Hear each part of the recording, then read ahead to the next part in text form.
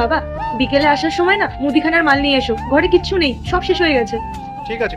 Uncle, আপনার কাছে কোনো কাজ হবে? কেন গরিবের সাথে ঠাট্টা করছো বাবা? তুমি বাড়ি যাও। আঙ্কেল, আমার বাড়িঘর নেই, সেই কারণেই কাজের খোঁজ করছি। আপনি একটু দেখুন না, যদি আপনার কাছে কোনো কাজ হয়। আমার কোনো টাকা পয়সা লাগবে না, দুবেলা দুপুর খেতে দেবেন, আমার তাহলেই হবে, আর একটু থাকার জায়গা দেবেন। আরে সাহেব, আপনি কি সকাল সকাল আমাদের এই বাবা মেয়েকেই পেয়েছেন বোকা বানানোর জন্য?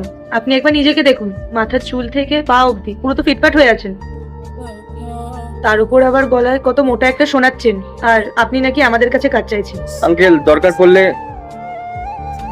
আপনি এই চেনটা রেখে দিন, কিন্তু দয়া করে আমাকে একটু থাকার জায়গা দিন। আরে না না, আপনি এমন করবেন না, আমাদের কিছু লাগবে না। বাবা, তুমি একটু কথা বলো না। দেখো বাপু, তুমি শহরের ছেলে, তুমি এসব কাজ করতে পারবে না। আর তাছাড়া তোমার এই নরম হাতে এসব কাজ হবে না। আমি সব কাজ করে নেবো আঙ্কেল, আমার কাছে তো আর কোনো রাস্তাও নেই।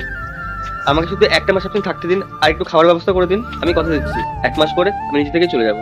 আচ্ছা, তুমি থাকো কোথায়? এই তো আঙ্কেল, আমি পাশের সোসাইটিতেই থাকি, ওখানে আমার ফ্ল্যাট আছে। তোমার বাড়িতে আর কেউ নেই? আছে আঙ্কেল, আসলে কিছুদিন আগে বাবা আমাদেরকে ছেড়ে এই পৃথিবী ছেড়ে চলে যায়। এখন নিজের বলতে আমার শুধু একটা দাদাই আছে, আর আমার বাবা আমাদের একটা ফ্ল্যাট নিয়ে দিয়েছিলেন।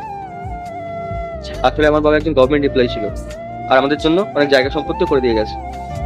বলতে পারেন আমাদের আর্থিক পরিস্থিতি অনেকটাই ভালো। আসলে আমার বাবা চলে যাওয়ার পর থেকে আমার দাদা আমার সাথে খারাপ ব্যবহার করা শুরু করলো। আমাকে কোনো টাকা পয়সা দিত না, আর এটাও বলতো যদি আমি ফ্ল্যাটে থাকি তাহলে নাকি আমাকে ভাড়া দিতে হবে।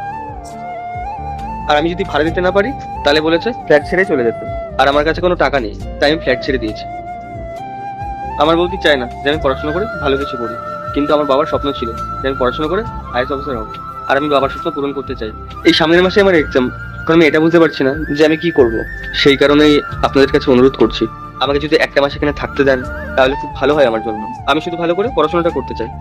বাবা, ওনাকে দেখে মনে হচ্ছে উনি সত্যিই হয়তো কোনো বড় বিপদে পড়েছেন। আর ওনাকে দেখো, উনি হয়তো কোনো ভালো ঘরেরই ছেলে। দেখো না, যদি আমরা ওনার কোনো হেল্প করতে পারি। হ্যাঁ মা। আর আগে দেখবো কারা শয়তানকে হারিয়ে আল্লাহকে ভালোবাসে। যারা আল্লাহকে ভালোবাসে ভিডিওতে লাইক করে চ্যানেলটাকে সাবস্ক্রাইব করে দাও। যারা শয়তানকে ভালোবাসো তাদেরকে ভিডিওতে লাইক সাবস্ক্রাইব কিছুই করতে হবে না, কমেন্ট করো আল্লাহু আকবার। কি করা যায়? জানো তো বাবু, তোমার মতো আমাদের একটা ছেলে ছিল, কিছু বছর আগে সড়ক দুর্ঘটনায় আমাদের ছেড়ে চলে যায়। আর জানো তো, আরও পড়াশোনা তো খুব ভালো ছিল, ওর স্বপ্ন ছিল ও বড় কোনো অফিসার হবে, কিন্তু ওর স্বপ্নটা পূরণ করতে পারলো না। বাবা, আমি সব রকমভাবে চেষ্টা করবো যাতে তুমি তোমার স্বপ্নটা পূরণ করতে পারো। আমাদের দুজনের জন্য তো আমরা কোনো রকম ডাল ভাত বানিয়ে নিই, না হয় সেখান থেকে ভাগ করে কিছু খেয়ে নিও। আর হ্যাঁ, এরপরে কি হয় দেখতে চাইলে পার্ট 2 লেখে কমেন্ট করো।